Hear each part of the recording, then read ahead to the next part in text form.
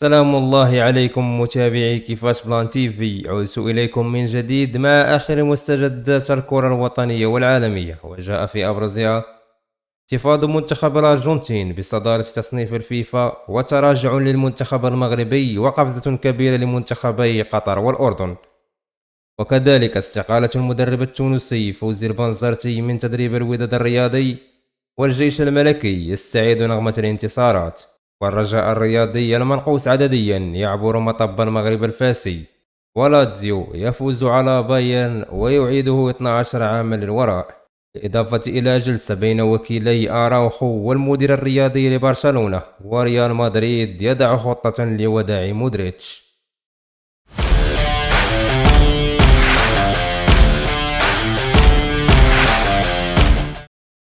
أعلن التونسي فوزي البنزرتي مدرب الوداد الرياضي استقالته من منصبه يوم الأمس بعد الهزيمة أمام شباب السوالم ب3 أهداف ل1 ضمن منافسات الجولة 18 من الدوري المغربي. وقال البنزرتي خلال المؤتمر الصحفي الذي أعقب المباراة أنه لن يواصل العمل في الوداد ولم يعد لديه القدرة على تحمل الوضع السيء. أضاف: للأسف أن هذه الحقيقة مؤلمة، الحقيقة التي ينبغي البوح بها أنه استقبل 7 أهداف خلال 3 مباريات متتالية بهذه الكيفية الساذجة، فهذا لم يتعود عليه. أو قرر التنحي وتحمل مسؤولية ما حدث، فلن يواصل عمله في الوداد، كما أبلغ الجميع بهذا. وبدا فوزي البنزرتي منهارا، حيث وقع على أسوأ مشوار له في تاريخ سجله التدريبي. قاد الوداد في 10 مباريات بين الدوري ودوري أبطال إفريقيا، خسر نصفها وتعادل في 3 وفاز فقط في مباراتين. وانضم بذلك فوزي البنزرتي لقائمة المدربين الذين غادروا مع بداية الإياب، إذ رحل مؤخرا أمين الكرم من نهضة بركان، والعلوي الإسماعيلي من المغرب التطواني. فيما استعاد نادي الجيش الملكي نغمة الانتصارات يوم الأمس على حساب نهضة الزمامرة بنتيجة هدف نظيف ضمن منافسات الأسبوع 18 من الدوري المغربي، بعد أن كان تعادل أمام الرجاء بنتيجة هدف لمثله بالجولة الماضية.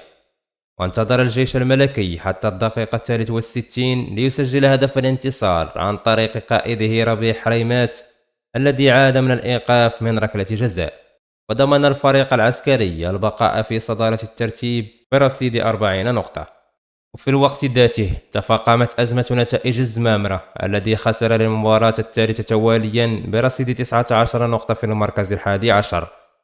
وعن نفس الجولة عاد نهضة بركان للتواضع مجددا، مكتفيا بالتعادل ب0 لمثله أمام اتحاد توارقة على ملعبه في أول مباراة للمدرب التونسي الجديد معين الشعباني. وعزز نهضة بركان تواجده في المركز الثالث برصيد 30 نقطة، مع بقاء توارقة في المركز السادس ب26 نقطة.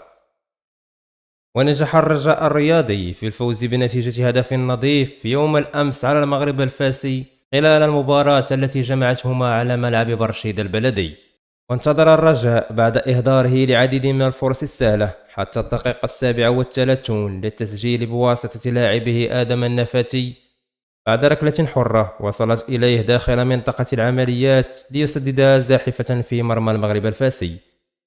وفي الدقيقة 45 طرد الحكم لاعب الرجاء المهدي موهوب بعد تلقيه الإنذار الثاني بسبب تحايله لاحتساب ركلة جزاء.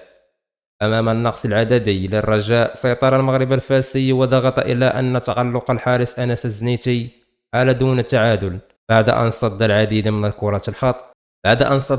من الكرات الخطيرة. وانتهت المواجهة بانتصار مهم للرجاء، حيث ارتقى من خلاله للصدارة المشتركة مع الجيش الملكي برصيد 40 نقطة، بينما بقي المغرب الفاسي في المركز الثامن ب22 نقطة.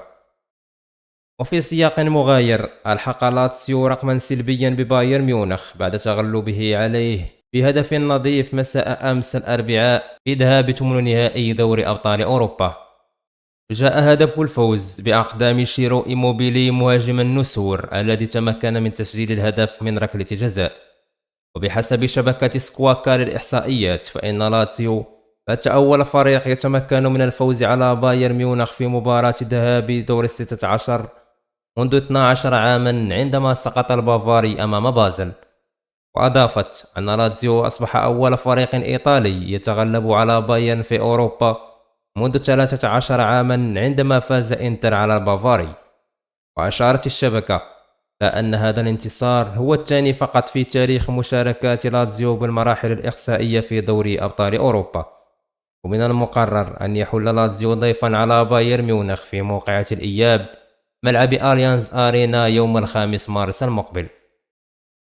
فيما اتخذت إدارة برشلونة خطوة جديدة للحفاظ على الأوروغواياني رونالد آراوخو والقائد الثالث للفريق الكتالوني. وكان وكيل آراوخو قد وصل برشلونة أمس الأربعاء للقاء ديكو والمدير الرياضي للنادي الكتالوني. قالت صحيفة موندو ديبورتيفو الإسبانية أن زيارة وكيلي آراوخو كانت مخططة بالفعل، لأن أولوية النادي هي تمديد عقد المدافع لمواجهة العروض المغرية من كبار أندية أوروبا وخاصة بايرن ميونخ. وأضافت الصحيفة أن اللقاء كان وديا وطرح الطرفان وجهة نظرهما، ولا يزال يتبقى عامان على عقد اللاعب الحالي، لذلك هناك وقت لمواصلة التفاوض، واتفق الطرفان على الاجتماع مجددا في الأسابيع المقبلة. أشارت الصحيفة أن إدارة برشلونة واضحة في حالة الحاجة للتخلص من مدافع لن يكون آراوخو بل الفرنسي جوليس كوندي، وأتمت أن آراوخو لا يرغب في مغادرة برشلونة فهو مرتبط بالنادي والمدينة. فيما باتت أيام الكرواتي لوكا مودريتش نجم خط وسط ريال مدريد معدودة داخل أسوار قلعة سانتياغو برنابيو. كل المؤشرات الحالية تفيد بأن الموسم الحالي هو الأخير لمودريتش بقميص ريال مدريد بعد 12 عاما قضاها مع الميرينغي. كان مودريتش أساسيا خلال الموسم الماضي، لكن هذا الموسم بات مجرد ورقة بديلة على دكة البدلاء. وقالت شبكة ريلوفو الإسبانية أن جلوس مودريتش على مقاعد البدلاء أمام لايبزيتش كان بمثابة القشة التي قسمت ظهر البعير، وسيتجه الكرواتي للرحيل. وبدأ مودريتش أساسيا في 15 مباراة من أصل 36 هذا الموسم، وزاد إحباطه بشكل كبير رغم أنه لم يعلن ذلك. أشارت الشبكة إلى أن ريال مدريد يسعى لوضع خطة عاطفية وخاصة لوداع الأسطورة مودريتش، من خياراتها إعلان عن رحيله قبل نهاية الموسم الحالي يحتفل به المشجعون في مختلف الملاعب كل أسبوع على غرار أندريس إنيستا أسطورة برشلونة السابق. وفي آخر الأخبار، أعلن الاتحاد الدولي لكرة القدم فيفا اليوم عن التصنيف الشهري الأول في العام الجاري لسنة 2024، ولم يشهد التصنيف أي تغيير على مستوى المنتخبات العشر الأوائل، حيث ظل منتخب الأرجنتين الفائز بلقب كأس العالم الأخيرة في المركز الأول، خلفه المنتخب الفرنسي وإنجلترا بلجيكا والبرازيل، ثم هولندا والبرتغال إسبانيا وإيطاليا وكرواتيا. وأشار فيفا عبر حسابه الرسمي على منصة إكس إلى أن المنتخب المغربي بقي الأول عربيا وإفريقيا، فيما تراجع خطوة للمركز الثاني عشر عالميا، خلفه السنغال في المركز السابع عشر ونيجيريا في المركز الثامن والعشرون، حيث قفز النسور 14 مركزا للأمام محققا أفضل طفرة في التصنيف. في المقابل تراجع المنتخب المصري 3 خطوات للوراء لتواجده في المركز السادس والثلاثون، بينما قفز منتخب كوت ديفوار 10 خطوات للأمام ليحتل المركز التاسع والثلاثون. كما تراجع منتخبات تونس والجزائر للمركزين 41 والثالث والأربعون على التوالي.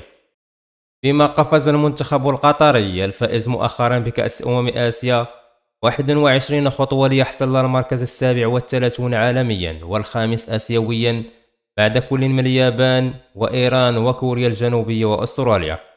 وكذلك تواجد المنتخب الأردني وصف كأس الآسيوية بين العشر الأوائل على مستوى الآسيوي، بعدما قفز 17 خطوة للأمام ليحتل المركز السبعون عالميا. وتحرك منتخب العراق 4 خطوات ليتواجد في المركز التاسع والخمسون، يسبقه المنتخب السعودي في المركز الثالث والخمسون بعدما قفز 3 خطوات. وفي المقابل تراجع المنتخب الإماراتي 5 خطوات ليحتل المركز التاسع والستون عالميا والتاسع آسيويا، كما تراجع منتخب عمان 6 مراكز ليحتل المركز الثمانين عالميا والحادي عشر آسيويا. خير الكلام ما قل ودل. وإلى هنا متابعي الأعزاء تنتهي حلقتنا. نتمنى تخليوا لي تعليقاتكم، آراءكم وانتقاداتكم، وما تنسوش الإعجاب بالفيديو والاشتراك في القناة. أراكم في فيديو جديد، دمتم سالمين.